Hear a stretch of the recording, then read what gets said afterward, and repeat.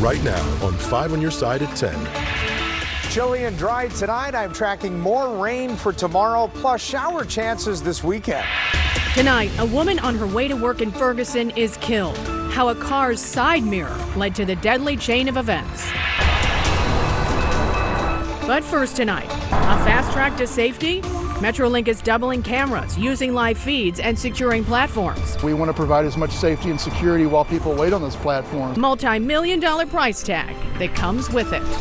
More on that in just a minute, but first we want to get to some breaking news out of Lincoln County. The sheriff's office is investigating a triple shooting. This happened in the 2500 block of Highway W less than 2 hours ago.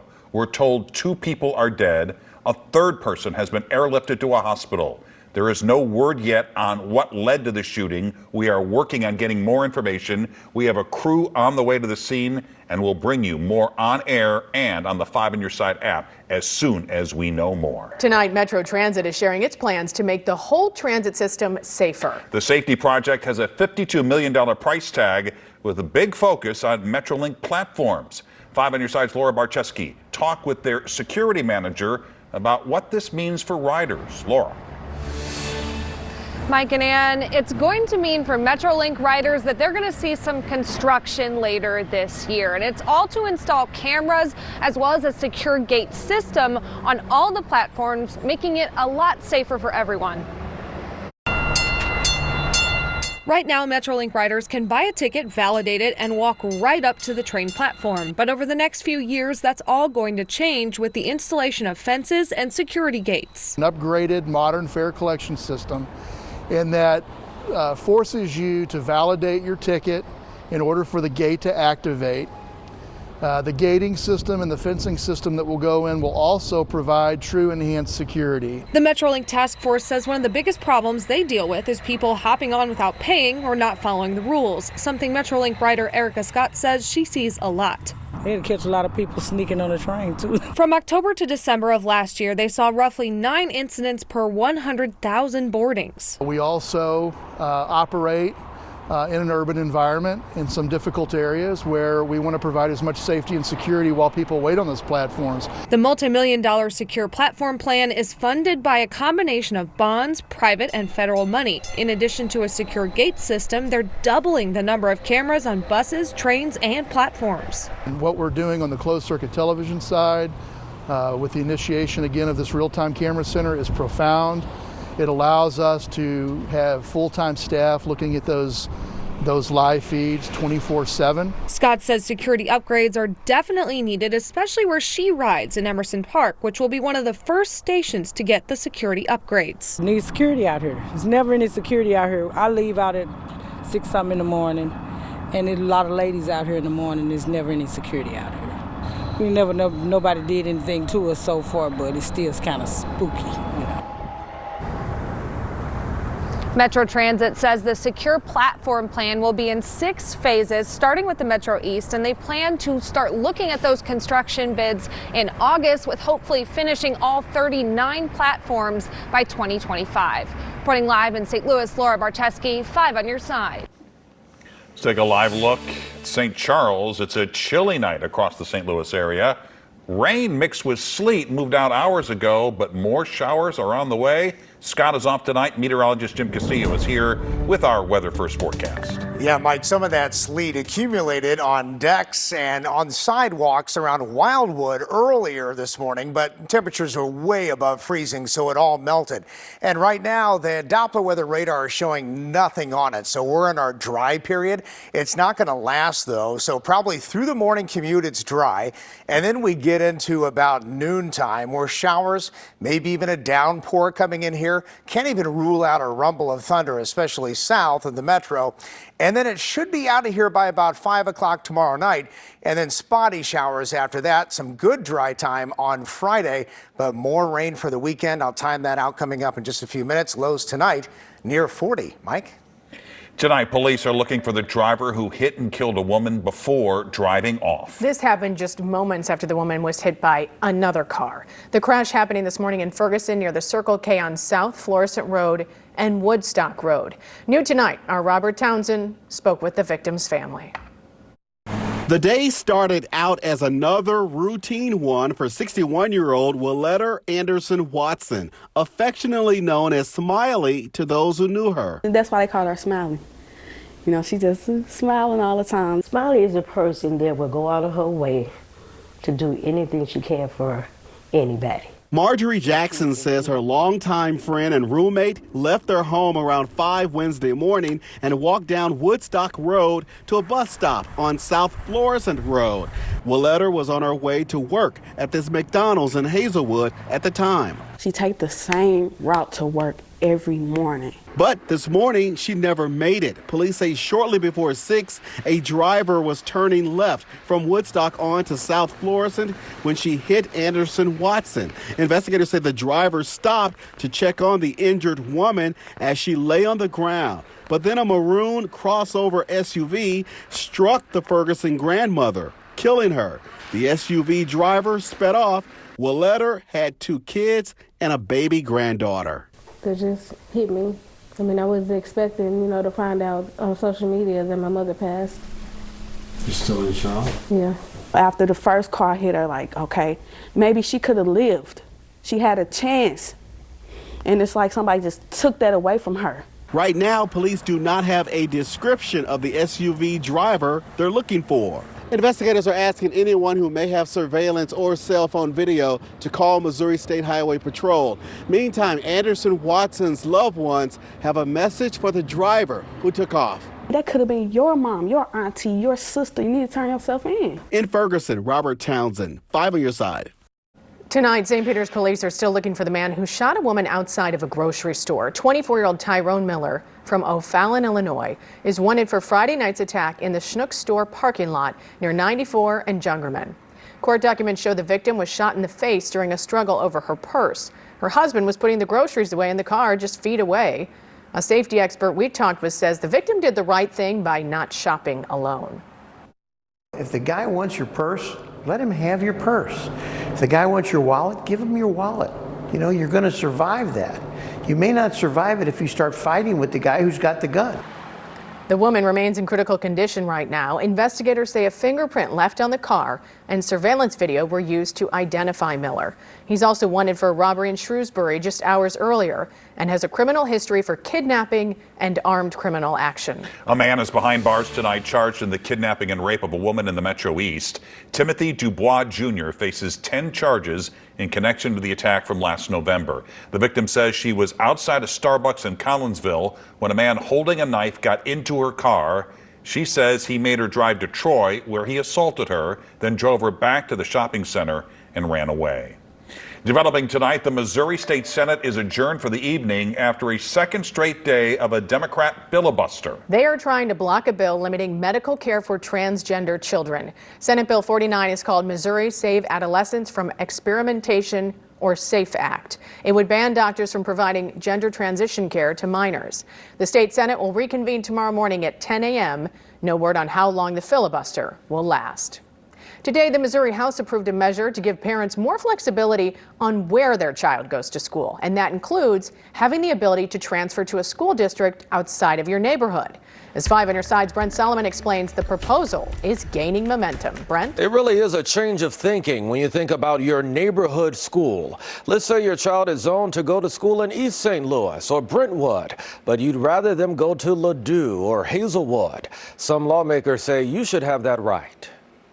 If it was a better option for me to go to a different school, I would do it. 10th grader Rihanna Robinson of St. Louis would have her father's blessing. Whatever she needs, I'm on the support her. It's why State Representative Brad Pollitt drafted House Bill 253, giving parents flexibility over where their child learns. A single mom or a single dad, and they work in a different community, and so their 2 kids are in this public school where they live, but they have to travel 20 miles to go to work, and this say that they have to work till 5 o'clock, and this say that their child has an after-school activity that they may have to miss. This would give them maybe an opportunity. He says being able to transfer your child to a different district could help in cases where classrooms are under capacity. I've had some really good school districts say to me, we're going to get overrun. Well, no. That's because a school district can choose whether or not to take students from outside of the district. And no more than 3% of students in a district would be able to transfer per school year. The local money stays local. So if a student leaves one district, whatever those local taxpayers pay to that district, that money stays in that district. The state money follows the student. Some question if that would come at the expense of school districts struggling financially. If we want open enrollment, how do we fund schools in a way that makes that a realistic or reasonable option? A concept now up for debate, potentially making mandatory neighborhood schools a thing of the past. No, it might not always be the best option for the student. All right, within just the last hour, I got this statement from State Rep Deb Lavender.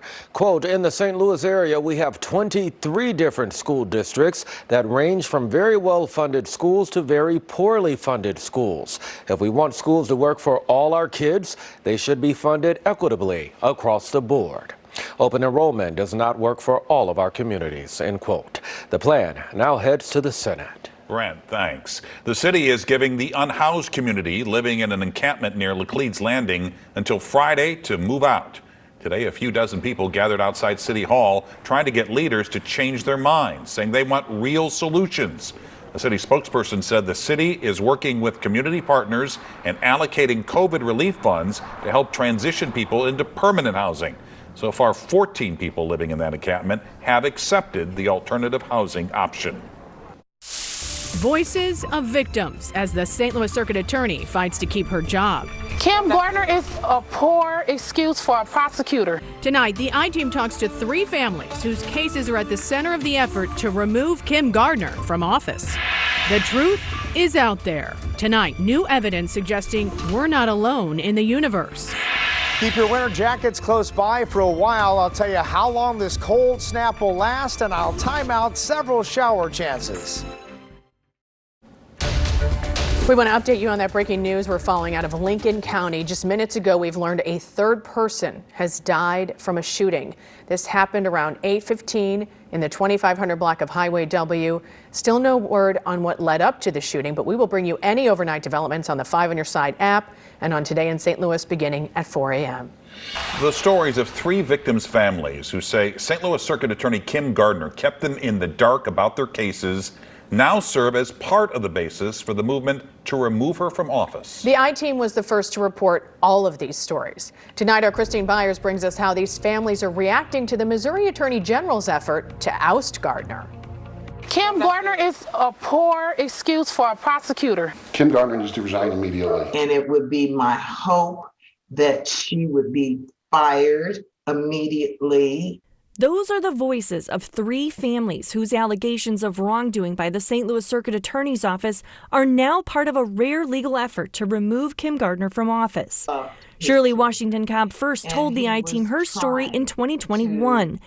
We told her it's now among the reasons why the Missouri Attorney General says Gardner needs to be removed. This is so valuable to me because I thought maybe this would be the end of my son's story. Washington Cobb's son, Dwight Washington, was beaten by another homeless man at the Metro Transit Center in February 2020. When Dwight seized and fell to the ground, and he continued to return to Dwight and beat him. Gardner's office charged her son's killer with murder. What I was told is that no plea deal had been taken, but that was a lie. She only found out about the plea deal when she called Gardner's office to confirm the trial date. As I said, nearly 900 miles away, my hands were tied. There was nothing I could actually do. When the I-Team first reported Washington Cobb's story, Gardner's office issued a statement which read, "Our office is unable to comment on that case as it is currently pending. Our Victim Services Department works closely with victims and their families." We emailed the Circuit Attorney's Office for this story. They won't comment due to the cases being part of pending litigation. Washington Cobb is now watching how Gardner is defending her decisions about families like hers. We're going to fight very hard for justice in spite of the vitriol, the hate, the racist attacks. That is a card that she should not attempt to play because my son was Black. I'm Black. if she is a proponent of Black Lives Matter, how ironic that she would demonstrate with my son that to her, his life did not matter. Washington Cobb learned her son was an organ donor after he died. His organs saved the lives of 5 people. As far as she was concerned, he was a homeless, drug-addicted nobody. And I think there are 5 people, in addition to his family and loved ones, who would disagree with her that his life did matter. He mattered. We talked to the other 2 families mentioned in the Attorney General's petition by phone to learn more about how they're feeling now that their stories are being used against Gardner. Read my story on KSTK.com. For the I-Team, Christine Byers, 5 on your side. Well, tonight, an extraterrestrial warning. The head of the Pentagon's UFO unit and a Harvard professor have co-authored a report saying alien motherships could be flying through our solar system and could be going undetected by our current telescopes. They want to build better arrays of sensors to capture anomalies in space. The professor says his paper is hypothetical and really meant to remind UFO hunters about the laws of physics. As much as the reports from military personnel are intriguing and motivate my work right now, I want my instruments to tell me what is really happening. The Pentagon is not commenting on videos of odd objects leaked to documentary UFO filmmaker Jeremy Corbell, but did confirm they were filmed by service members. You either believe or you don't believe. Meteorologist Jim Castillo is in for Scott, tracking more rain in the Weather First forecast. Yeah, several more rounds of it coming our way, and we're not going to get out of the 40s now, it looks like, until next Wednesday. So we're in March. It is still winter, and here it is. It's made a little bit of a return. All in all, it's not that bad. Sleet this morning that melted quickly, and some light rain showers adding up to about 1/10 to 2/10 of an inch of rainfall. All right, so right now downtown St. Louis, a beautiful shot here, 40 degrees, and at Lambert, well, that wind is light, northeast at about 5 miles an hour. See that dew point, 26, so very dry air again. We have to moisten up before that rain moves in here tomorrow around noontime.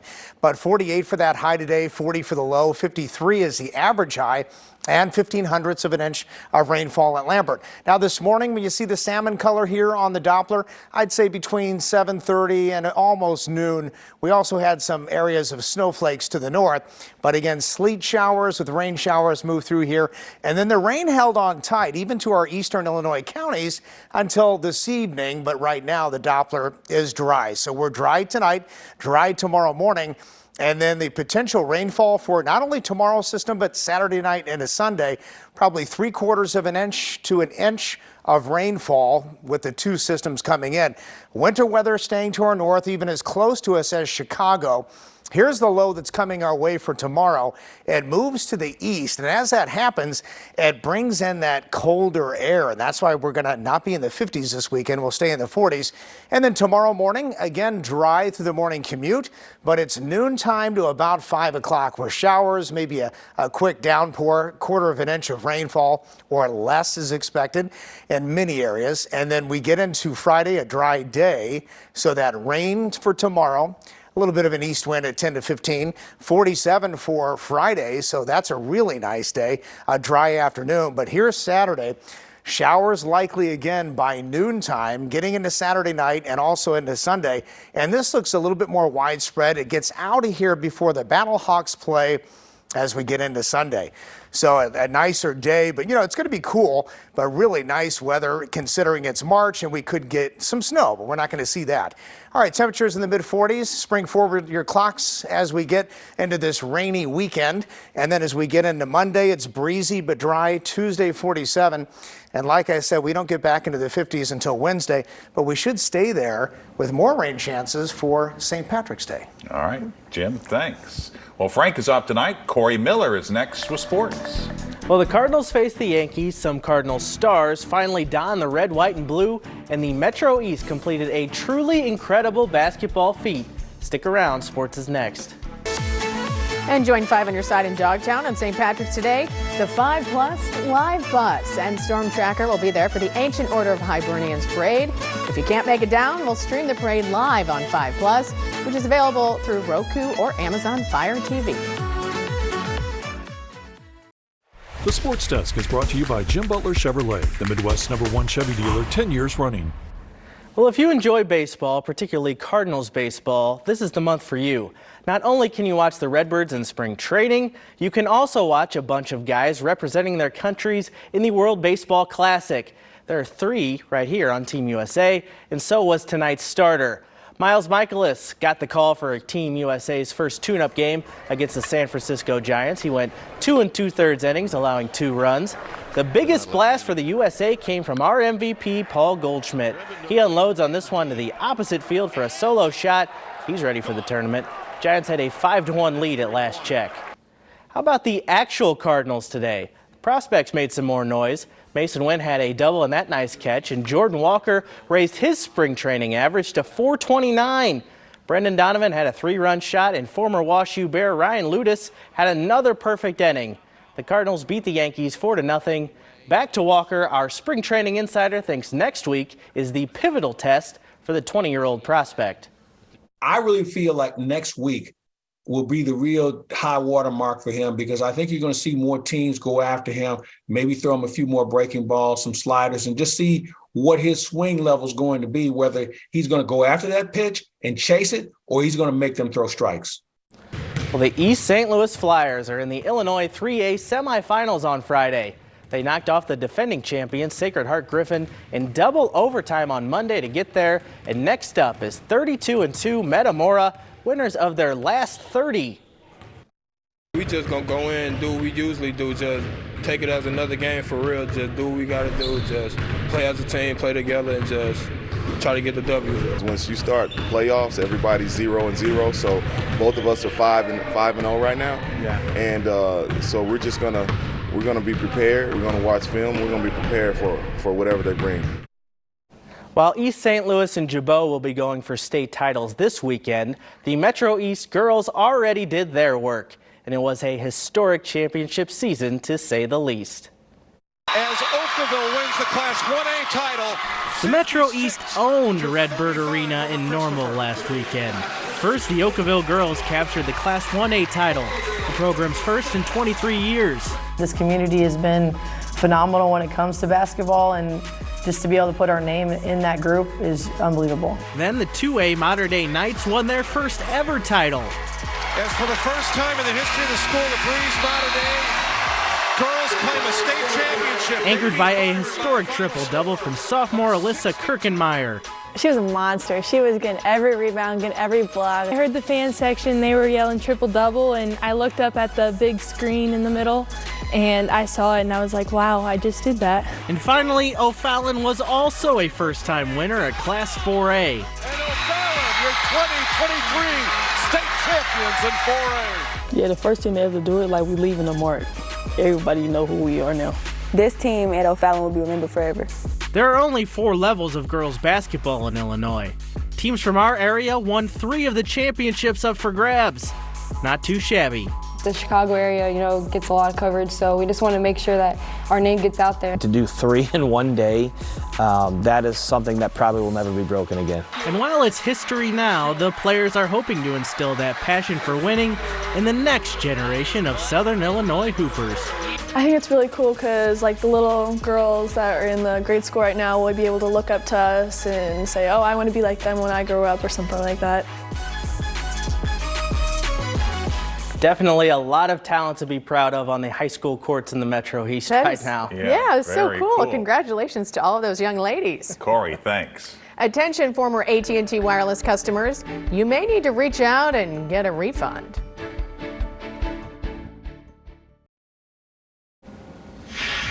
If you're a former AT&T Wireless customer, you could get a check in the mail. Now, this is all part of a $60 million settlement with AT&T for slowing down data speeds for customers with unlimited plans. That was between 2011 and 2015. Current customers got credits on their bill. Former customers can file a claim on the FTC website. Today was International Women's Day, but there's not much to celebrate for working women. Today they earn 82 cents on the dollar compared to men. That's only a growth of 2 cents in the gender pay gap in the last 20 years. And in business news, Sunny D rolling out a new drink, but this one not for kids. Sunny D Vodka Seltzer is being released this weekend. It's apparently 95 calories, sugar-free, with 4.5% alcoholic seltzer. We're told it will be available in select Walmart stores starting on Saturday. And there you have it, 5 on your side at 10. The Tonight Show starring Jimmy Fallon is next. He has Kerry Washington tonight. Start your day with Today in St. Louis from 4 a.m. to 7 a.m. and have a great tomorrow.